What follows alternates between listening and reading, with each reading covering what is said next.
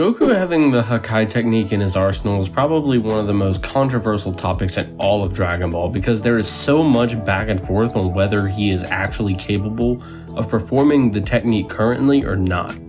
Now, Goku is definitely a force to be reckoned with, that's undeniable. However, I do feel that this topic, while I understand the confusion, should be about as simple as you could possibly get. So without further ado, let's talk about it.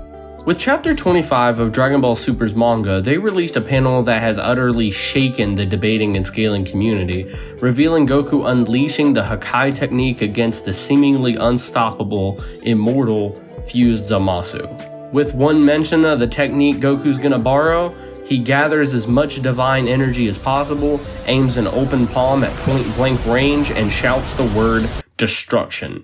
We then begin to see Zamasu starting to wither away. Totally in fear, he warps space into a dimensional portal, grabs Mai, and uses her as a meat shield. Unwilling to unalive Trunks' girlfriend, Goku stops and then gets kicked in the gut. Even though Goku's technique was interrupted, this scene means the hope of the universe has the godly power to erase you from existence. Or does he?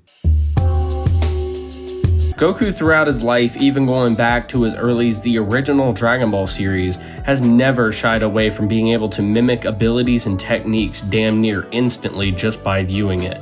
One of the best examples is when he watches Master Roshi perform the Kamehameha wave, which took him 50 years to learn and master. Goku, just upon viewing the same ability that takes 50 years to learn, learns it and does it in a matter of seconds. However, even with all of this being said, the Hakai technique is simply something you can't just mimic. Thanks to the release of chapters 69 and 70, it gave us more insight to the manga version of the destruction ability, and Goku using Hakai on Zamasu isn't what actually happened. We come to this understanding by witnessing Vegeta attempt the Hakai himself, and all he manages to do is blast away a rock, leaving it to be dusted and blown away in the wind. Beerus' response to this action is what Vegeta just did was a regular ki blast, nothing more. Now, it being regular is up for debate because, truth be told, we have never seen Goku or Vegeta just turn stuff into dust by way of a regular energy attack. But nonetheless, Beerus himself, who's an expert on the technique and has complete mastery over it, states himself Vegeta didn't do it right. He then goes on to explain that the destruction technique completely erases its target from existence and makes it so something turns into nothing. And in order to know you did it correctly, there's heaps of energy that releases, essentially causing an explosion, as well as considering Beerus stating the explosion is the highlight of the technique. Sounds like to me it's not just a highlight, it's a requirement. But how exactly does this tie back to Goku having the ability? Vegeta clearly isn't Goku, so what's the relevancy of me even addressing this conversation?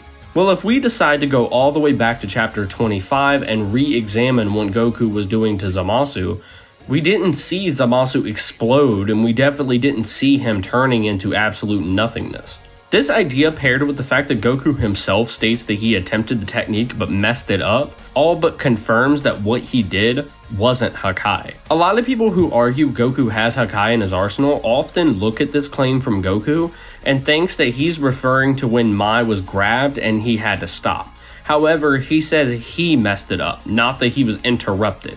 It's similar to if you were to attempt a backflip but someone got in your way mid-flip. You didn't mess up the backflip, someone got in your way. What's even stranger about Goku having Hakai in the first place, that I feel that most people don't even bring up, is through chapters 1 through 24, Goku has never witnessed Hakai being performed. So even if we give leeway to say Goku can mimic any ability, he can't mimic something he's never seen. Or even how he somehow knew about the technique, but then later has no clue about the reference of it or even seeing it himself. He had to question the idea of Hakai being Beerus' technique, even though he literally said it was Beerus' technique back in chapter 25. Another nail in the coffin for this argument is Beerus explains to Vegeta in order to be trained in the art of destruction, he needs to completely flip his mindset and have it only set on destruction. Once he does that, that's when destruction can be available to somebody. And I don't really think we need to have a debate about Goku having his mind set only on destruction, because I feel personally that's pretty obvious. Now, I would not be personally surprised if someone brought up the original kanji for destruction, because the original Japanese panels of chapters 19 and 25 do in fact have destruction in the dialogue bubble. So what does this exactly mean for the argument at hand? Well, unfortunately, this would mean chapters 69 and 70 contradicted 19 and 25. And if you know anything about Dragon Ball, contradictions aren't necessarily hard to find. I'm not knocking the possibility of Goku being able to learn the technique later down the line, although I do think it's unlikely, but definitely let me know your thoughts in the comments down below. I will see y'all next time.